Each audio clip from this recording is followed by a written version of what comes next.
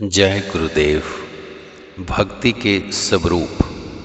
अब तक शक्ति की अंतर्मुखी जागृति एवं तत्पश्चात होने वाली साधना पर योगिक दृष्टि के विचार किया गया था।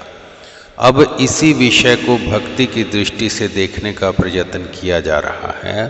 अतः इसका नाम इलाहिदनी सिद्ध महायोग रखा गया है। इस भाग में मुख्यतः भक्ति विषयक क्रियाओं का ही उल्लेख है। भक्ति का अर्थ हृदय में भगवान अथवा गुरु के प्रति निष्ठा और समर्पण का भाव होता है। भक्ति किसी कर्म का नहीं अपितु हृदय के भाव का नाम है। यदि कोई व्यक्ति प्रातःकाल खूब पूजा पाठ करे, घंटियां बजाए, तिलक लगाए, मस्तक नवाए, किंतु उसके हृदय में कोई विशेष प्रेम ना हो अपितु जगत के विषयों के प्रति आसक्ति का भाव हो, तो वह व्यक्ति भक्त कहलाने का अधिकारी नहीं होता। इसी प्रकार कोई व्यक्ति यदि पूजा पाठ इत्यादि करे अथवा ना करे, किंतु उसका हृदय भक्ति रस से भरपूर हो, भगवान का नाम सुनकर अथवा भगवत प्रतिमा का या चित्र देखकर उसकी आंखों से अश्रुपात होने लगता हो, भक्तव्य चरण अथवा भावमय कीर्तन इत्यादि सुनकर वह झूम उठता हो, तो उसे भगत कहा जाएगा। जिसका हृदय इतना कोमल हो कि दीन दुखियों को देखकर करुणा से भर जाता हो तथा इतना कठोर हो कि बड़े से बड़ा दुख आने पर भी अप्रभावित होता हो, मान अपमान से अतीत हो, जिसको अभिमान छू तक भी न गया हो, वही भक्त कहलाने का अधिकारी है। सत्संग में तो केवल प्रभु के प्रति प्रेम, साधना का स्वरूप, जगत का यथार्थ स्वरूप, सत्संग की महिमा इत्यादि विषयों पर उच्च स्तरीय शुद्ध सात्विक विचार मिलते हैं। साधन के प्रति उत्साह बढ़ता है। अनासक्त अथवा निष्काम कर्म की युक्ति समझ में आती है, किंतु वास्तव लाभ, विषयों का भय तथा निष्काम कर्म के क्रियात्मक अभ्यास इत्यादि का विकास जगत के कर्म अथवा साधना करते हुए ही प्राप्त होता है। भक्ति का अभ्यास स्थल सत्संग न होकर व्यवहारिक कार्य क्षेत्र है। जो लोग कर्म से उदासीन रहते हैं, साधना में उत्साह नहीं दिखाते, किंतु सत्संग में अधिक रुचि लेते हैं, उनका सत्संग श्रवण वासना ही कहा जाएगा। सारा जीवन का प्रत्येक कर्म, हृदय का प्रत्येक भाव, बुद्धि का प्रत्येक विचार, समय का प्रत्येक क्षण साधनामय भक्तिमय होना चाहिए। जो लोग अपना समय अध्यात्म तथा व्यवहार में बांट लेते हैं, वे आध्यात्मिक उन्नति कदापि नहीं कर सकते, क्योंकि जब तक अंतर तथा बाह्य दोनों साधनाओं का मेल नहीं होता, साधना पूर्ण नहीं होती। भक्ति के अंतर एवं बाह्य दो स्तर हैं।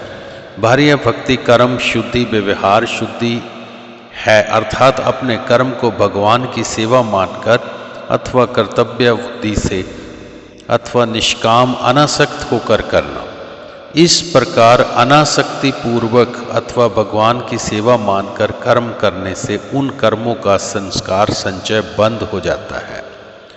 आंतरिक साधना या भक्ति से, जिसमें पूजा, उपासना, जप, ध्यान, कीर्तन इत्यादि का समावेश है, आंतरिक पूर्व संचित संस्कार क्षीण होने में सहायता मिलती है। इस प्रकार सेवा अथवा कर्तव्य पालन से संस्कारों का संचय रुक जाता है और अंतर भक्ति, उपासना अथवा साधना द्वारा पूर्व संस्कार क्षीण होते हैं। अतः भक्ति मार्ग पर आरूढ़ हुआ भक्त अपनी आध्यात्मिक उन्नति के उच्च स्तरों पर रमन करने लगता है। इस प्रकार उसकी साधना, भजन आदि की निरंतरता का आरंभ हो जाता है। जब वह कर्म करता है, तब भी वास्तव में वह भजन ही करता है। प्रतीक अथवा सगुण भेद से भक्ति दो प्रकार की होती है। प्रतिमा, चित्र, पर्वत, नदी, समुद्र, पुष्प, रंग अथवा मानसिक प्रतिमाएं, सभी प्रतीक उपासना के अंतर्गत आते हैं। मनुष्य भगवान की भक्ति करना चाहता है किंतु भगवान उसके समक्ष नहीं होता, अतः भगवद उपासना करने के लिए उसे बाहरी अवलंबन की आवश्यकता प्रतीत होती है। तब वह भगवान के प्रतीक के रूप में दृश्यमान जगत में से कोई भौतिक पदार्थ अपने समक्ष रखकर उसमें भगवत भावना अथवा प्राण प्रतिष्ठा करके उसके माध्यम से भगवान की उपासना पूजा अथवा भजन करता है। दीर्घकालीन साधना उपासना के द्वारा धीरे धीरे परमात्मा की शक्ति साधक के अंतर में उसकी देह इंद्रियों अथवा चित्त को आधार बनाकर स्वयं से भिन्न अनुभव में आने लगती है। गुरु कृपा का अवलंबन लेकर भी इस स्थिति को प्राप्त किया जा सकता है। ये शक्ति चित्त के अंदर माया तथा तीनों गुणों के आचरण के अंतर्गत संचित संस्कारों के आधार पर क्रियाएं करती हुई साधक को प्रत्यक्ष अनुभव होती है। अतः शक्ति के इस स्तर को सगुण कहा जाता है तथा इस स्तर के भजन साधन को ही सगुण उपासना कहना अधिक उपयुक्त है। एक अन्य दृष्टिकोण से भी भक्ति दो प्रकार की कही जाती है, आंतरिक एवं बाहरी। अपने शरीर से बाहर भगवान की कल्पना करके उसकी उपासना, ध्यान अथवा भजन करना, उसके गुण, प्रभाव, तत्व अथवा रहस्य को समझने का प्रयत्न करना बाह्य भक्ति कहलाती है। आजकल संसार में प्राय बाह्य भक्ति की ही प्रधानता है। मंदिर बनाना, पठन पाठन, सत्संग, तीर्थ यात्रा, ये सभी बाह्य भक्ति के अंतर्गत आते हैं। आंतरिक भक्ति दो प्रकार की होती है। एक अपने अंतर में भगवान की कल्पना करके उसका जप, ध्यान इत्यादि करना। इसके अंतर्गत भगवान मात्र काल्पनिक अथवा मानसिक विषय रहता है, अतः भगत को किसी भी प्रकार की अनुभूति नहीं होती। आंतरिक भक्ति के दूसरे प्रकार से भगवान अथवा भगवत शक्ति काल्पनिक अथवा मानसिक विषय नहीं रहती। साधक के अंतर में ईश्वरीय चित्त एवं इंद्रियों के आधार पर प्रकट एवं प्रत्यक्ष होता जाता है। इसका स्पष्टीकरण एवं व्याख्या आगे यथास्थान करेंगे। एक अन्य दृष्टिकोण से भी भक्ति को दो ही प्रकार से विभाजित किया जा सकता है, कृत्याभिमान तथा आसक्ति युक्त भक्ति और प्रेम, परम प्रेम रूपा भक्ति तथा पराभक्ति। जब तक मनुष्य जगत के विषयों से आकर्षित होकर उनके प्रति आसक्ति रखता है, तब तक तो वह भगवान अथवा वास्तविक भक्ति से दूर ही रहता है। किंतु जब उसका आकर्षण भगवान की ओर होता है और वह साधन के क्षेत्र में प्रवेश करता है, तब उसके अंतर में कर्तापन का भाव उसका पीछा नहीं छोड़ता और वह कर्तव्य अभिमान तथा आसक्ति से युक्त होकर ही भजन, साधना, उपासना आदि करता है। इसमें उसका संस्कार संचय तो बंद नहीं होता, पर उसके तमोगुणी, रजोगुणी संस्कारों का क्षय होता है और सत्वगुणी संस्कारों की वृद्धि होती जाती है। इस स्थिति को योग दर्शन की भाषा में निरोध परिणाम कहते हैं, अर्थात व्युत्थान के संस्कारों का निरोध तथा विवेक के संस्कारों की वृद्धि। आगे चलकर जब साधक के मन में ईश्वर के प्रति मानसिक समर्पण उदय होता है, तब वह अपनी साधना तथा कर्म दोनों को भगवत सेवा समझकर करने लगता है। इसमें भगवान के प्रति नम्रता, दीन भाव एवं प्रेम इत्यादि की भावनाएं बलवती होती जाती हैं। इसी प्रकार जप, पूजा, ध्यान, उपासना का अनुष्ठान करते करते भगवान की सेवा समझकर सभी व्यवहार करते हुए एवं सतगुरु की अनुकंपा प्राप्त होने पर उसकी भक्ति, उसकी शक्ति, जिसे वह अभी तक अपनी मानता था, उसकी इंद्रियों के आधार पर किंतु इंद्रियों से भिन्न अनुभव में आने लगती है। इसी को अल्लाहदनी शक्ति की जागृति कहा जा सकता है। तब साधक कृत्याभिमान से ऊपर उठकर परम प्रेम रूपा भक्ति में स्थित हो जाता है। उसके अंतर्गत सकाम भक्ति का कोई स्थान नहीं।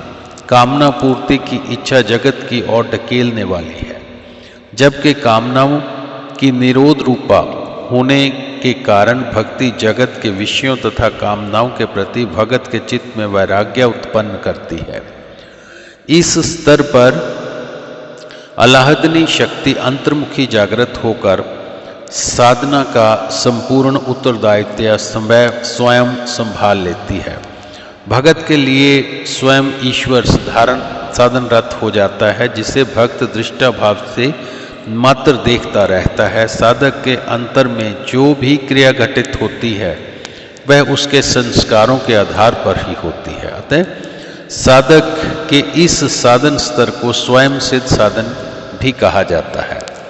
गौणी तथा भेद भक्ति एक और दृष्टिकोण है जिसके आधार पर भक्ति को अन्य दो स्तरों में व्यक्त किया जा सकता है, गौणी भक्ति और भेद भक्ति। गौणी भक्ति वह पहले ही कहा जा चुका है कि कर्तव्य अभिमान युक्त बाह्य प्रतीक भक्ति निम्न स्तर की भक्ति है। इस भक्ति को यहाँ गौणी भक्ति कहा गया है। भक्ति की इस अवस्था को मुख्य नहीं कहा जा सकता, अपितु यह सच्ची अर्थात प्रभक्ति परम प्रेम रूपा भक्ति या सगुण भक्ति को प्राप्त करने के लिए साधक का प्रयत्न मात्र है। कभी तो साधक कामना पूर्ति की ओर झुककर अपनी शक्ति का प्रवाह जगत की ओर मोड़ देता है और कभी उस प्रवाह को परमात्मा विमुखी स्थिर रखने का प्रयत्न करता है, जिसमें उसका कर्तव्य अभिमान तथा कर्म के प्रति आसक्ति बनी रहती है। ऐसे भक्तों का प्रेम प्रवाह भगवान की ओर न होकर सुख सुविधाओं इच्छाओं की पूर्ति अथवा क्लेशों दुखों की निवृत्ति की ओर हो जाता है। भगवान तो उन कामनाओं की पूर्ति के लिए माध्यम मात्र होते हैं, किंतु जब भगत अपने प्रयत्न को ईश्वर की सेवा का रूप देता है तथा उस सेवा को अपने द्वारा नहीं अपितु ईश्वर शक्ति के द्वारा पूर्ण होने में स्वयं को माध्यम समझता है तथा अपनी भक्ति का फल भी ईश्वर के प्रति समर्पित कर देता है और उसे सामर्थ्य एवं पूर्ण गुरु की कृपा उपलब्ध होती है, तब वह ईश्वर का कृपा पात्र होने पर भेद भक्ति में प्रवेश कर जाता है। तभी उस कृपा का भरपूर उपयोग संभव होता है। दूसरी है भेद भक्ति।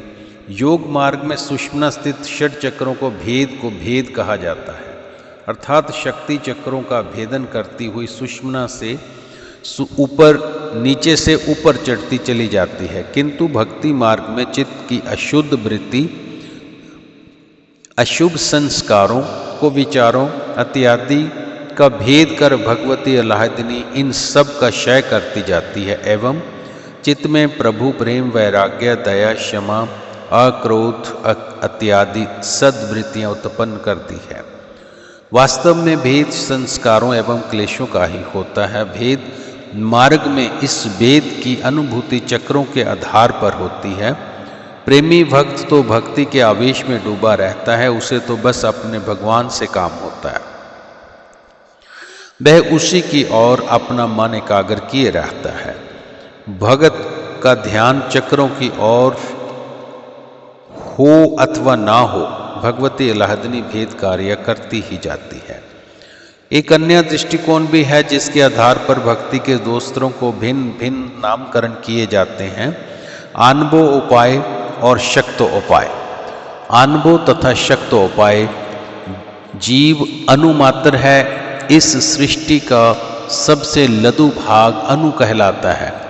जीव भी अनु के समान है। इसका प्रयत्न अध्यात्म के क्षेत्र में फलदायी नहीं होता, क्योंकि इसकी कोई शक्ति ही नहीं होती।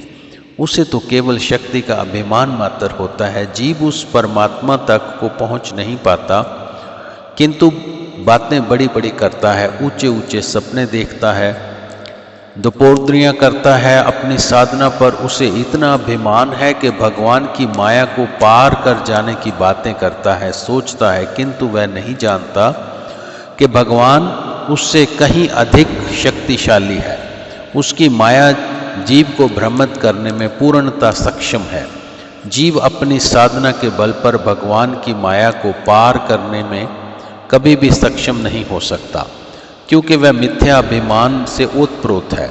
वह आध्यात्मिक क्षेत्र में प्रयत्न तो बहुत करता है, किंतु साथ ही साथ उसे उसका अभिमान भी हो जाता है।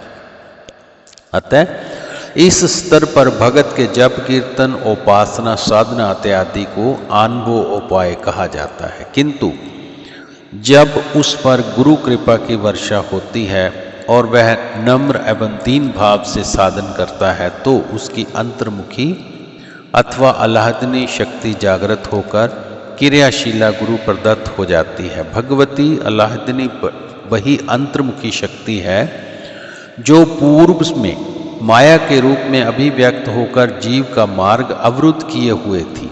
वही माया शक्ति उसका मार्ग प्रशस्त करने का गुरुतम कार्य संपादित करना आरंभ कर देती है। साधना के इस स्तर को शक्त उपाय कहा जाता है, क्योंकि तब जीव अपने प्रयत्न से साधन नहीं करता, वरना शक्ति को अपने अंतर में कार्य अथवा साधनरत अनुभव करता है। सृष्टि के आरंभ में भगवान ने एक संकल्प किया, मैं एक हूँ अनेक हो जाऊं। तब माया के रूप में विभिन्न तव तथा नाना तव फैलकर दिखने लगा। भांति भांति के जीव अस्तित्व में आ गए, अर्थात भिन्न भिन्न जीवों की रचना भगवान के संकल्प के अधीन हुई है। उसी की माया से सभी अभिभूत हैं। साधन, भजन एवं पूजा पाठ का अर्थ है भगवान के संकल्प के विपरीत भगवान में विलीन होने का प्रयत्न करना। दूसरे शब्दों में इसका तात्पर्य ये है कि साधक को भगवान से ही युद्ध करना है कि वह अपना संकल्प वापस ले ले। जीव में इतनी शक्ति नहीं है कि भगवान को अपनी माया समेटने के लिए विवश कर दे। अतः एकता में अनेकता का भगवत संकल्प हटाने तथा अपना मार्ग प्रशस्त करने के लिए जीव को भगवत शक्ति की ही आवश्यकता होती है, जो कि आह्लादनी शक्ति के जागृत एवं क्रियाशीला होने पर ही प्राप्त होती है। जय गुरुदेव।